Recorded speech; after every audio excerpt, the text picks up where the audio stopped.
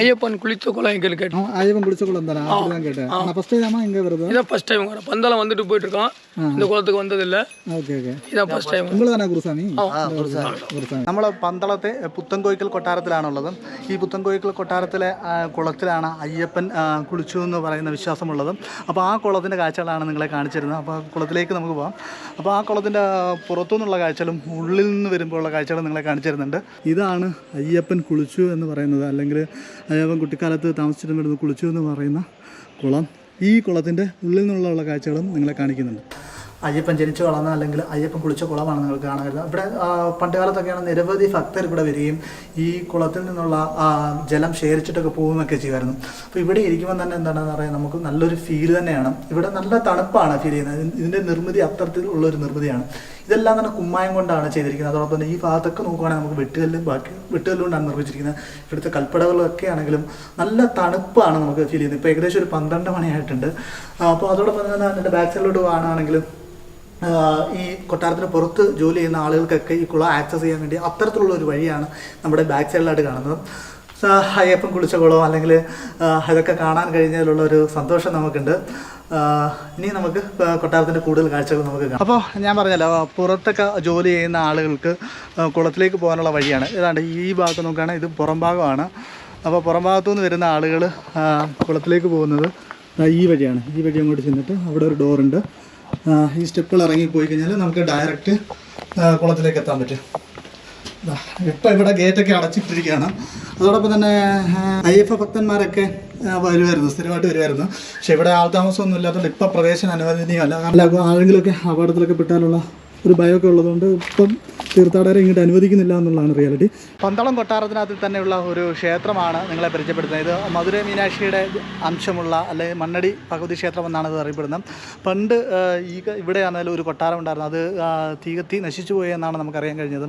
അതോടൊപ്പം തന്നെ ഈ ഒരു ക്ഷേത്രമായിട്ടുള്ള ഐതിഹ്യം എന്ന് പറയുമ്പോൾ അല്ലെങ്കിൽ ഒരു വിശ്വാസം എന്ന് പറയുന്നത്, പന്തളം രാജപ്രതിനിധി ഉടവാളുമായിട്ട് വന്ന് ഇവിടുത്തെ അമ്മയെ കണ്ടതിന് ശേഷം കൊട്ടാരത്തിൽ പോയി, പുത്തൻകോയിക്കൽ കൊട്ടാരത്തിൽ പോയി അമ്മയെ കണ്ടതിന് ശേഷം അനുഗ്രഹമൊക്കെ വാങ്ങിയതിന് ശേഷം ഇവിടെ ഉടവാൾ പൂജിച്ചിട്ടാണ് ഇവിടുത്തെ 18-ാം പടി ഇറങ്ങി ശബരിമലയിലേക്ക് പോകുന്നത്. അതാണ് ഈ ഒരു ഭാഗത്തു നിന്നുള്ള ഒരു ചരിത്ര പ്രാധാന്യം അല്ലെങ്കിൽ ചരിത്ര വസ്തുത നിങ്ങളുമായിട്ട് പങ്കുവെക്കാനുള്ളത്. പന്തളം കൊട്ടാരത്തിലെ 18-ാം പടിയാണ് നിങ്ങളെ കാണിക്കുന്നത്. എൻ്റെ ബാക്ക് സൈഡിലായിട്ട് ആ പന്തളം കൊട്ടാരത്തിലെ 18-ാം പടിയാണ് നിങ്ങൾ കാണുന്നത്. ഇതാ കണ്ടു നോക്കുക, കൊട്ടാരമാണ്. കൊട്ടാരത്തിലെ 18-ാം പടിയാണ് നിങ്ങൾ കാണുന്നത്. അപ്പോൾ ഇതിൻ്റെ ഒരു പ്രാധാന്യം എന്ന് പറയുന്നത്, തിരുവാഭരണ ഘോഷയാത്രയുടെ ഒപ്പം പോകുന്ന രാജപ്രതിനിധി ഈ പടി ഇറങ്ങി, അതായത് ഈ 18-ാം പടി ഇറങ്ങിയാണ് ശബരിമലയിലെ 18-ാം പടി കയറുന്നത്. അങ്ങനെ ഒരു വിശ്വാസമുണ്ട്. അതാണ് ഈ 18-ാം പടിയുടെ പ്രാധാന്യം. പന്തളം പുത്തൻകോയിക്കൽ കൊട്ടാരത്തിൻ്റെ ഉൾത്തളത്തിലുള്ള കാഴ്ചകളാണ് നിങ്ങളെ കാണിക്കുന്നത്. അപ്പോൾ ഇതാ ഈ ഭാഗത്ത് നോക്കുകയാണെങ്കിൽ ഇതൊരു നാലുകെട്ടാണ്.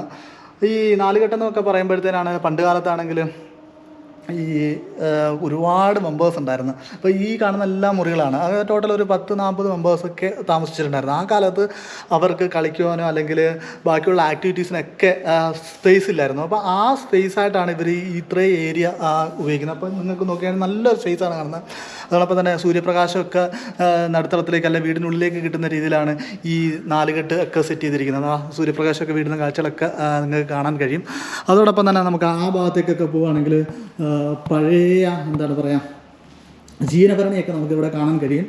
2 ജീവനഭരണികളുണ്ട്. ഇതിനകത്തിലൊക്കെ എന്താണ് പറയുക, അവർ വെളിച്ചെണ്ണ, അതോടൊപ്പം തന്നെ അച്ചാറുകൾ, മാങ്ങ, അങ്ങനെയുള്ള അച്ചാറുകളൊക്കെ സൂക്ഷിച്ചിരിക്കുമെന്നാണ് നമുക്ക് മനസ്സിലാക്കാൻ കഴിയുന്നത്.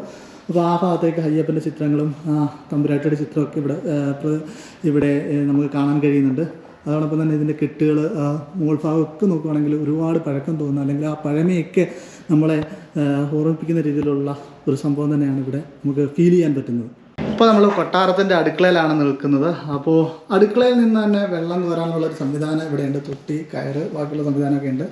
ഇത് നോക്കുകയാണെങ്കിൽ ഇതാണ് കിണർ. പഴയ രീതിയിലുള്ളൊരു കിണർ ആണ് നമ്മളിവിടെ കാണുന്നത്. ഇതിൻ്റെ ഇവിടെ നിന്നൊക്കെ നമുക്ക് അവിടെ എന്താണ് പറയുക, അവിടെ ആ ഭാഗത്താണ് നമ്മൾ കുളം, ഇത് കിണർ, ഇത് അടുക്കള. അടുക്കളയുടെ കാഴ്ചകളാണ് നമ്മളിവിടെ കാണുന്നത്. പഴയ എന്താണ് അമ്മി, ബാക്കിയുള്ള എല്ലാ സംവിധാനങ്ങളും, അടുപ്പുകളെല്ലാം നമുക്കിവിടെ കാണാൻ സാധിക്കുന്നുണ്ട്. പിന്നീട് ഇവിടുന്ന് മുകളിലോട്ട് വിറകുകളൊക്കെ ഇടാൻ വേണ്ടിയുള്ളൊരു സംവിധാനം, വിറകടുപ്പ്, ബാക്കിയുള്ള സംവിധാനങ്ങളൊക്കെ തന്നെ ഇവിടെ കാണാൻ സാധിക്കുന്നുണ്ട്. നമ്മൾ കുളത്തിൻ്റെ മുകളിലുള്ള ഭാഗമാണ്. കൊട്ടാരത്തിൻ്റെ ആ കുളത്തിന് മുകളിലുള്ള ഭാഗത്തുള്ള റൂമുകളാണ് ഇത് കാണുന്നത്. നമുക്ക് ഇങ്ങോട്ട് ഇതുവഴി വന്നു കഴിഞ്ഞാൽ നമുക്ക് ആ കുളത്തിലേക്കുള്ള കാഴ്ചകളും നമുക്ക് കാണാൻ പറ്റും. ഇവിടെ നിന്നും നമുക്ക് ആ കുളം കാണാൻ പറ്റും.